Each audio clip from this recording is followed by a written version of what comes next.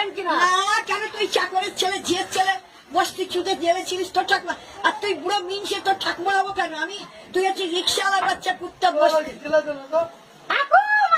খানকির বাচ্চা খানকি চোদা জেলে ছিলিস বেশ্যার বাচ্চা নাতি মার তো বেশ্যাকে বেশ্যা আমার গায়কে দেখলে মামা বলিস কেন? বেশ্যার বাচ্চা খানকির বাচ্চা এর ফল তুই দেখবি যে করে হোক নয় তোর রিক্সা চালাবি সেই পয়সা চুরি হয়ে যাবে নয় কিছু একটা তোর সর্বনাশ সবই হবে কেন তুই আমার বাদ দিচ্ছেন কেন?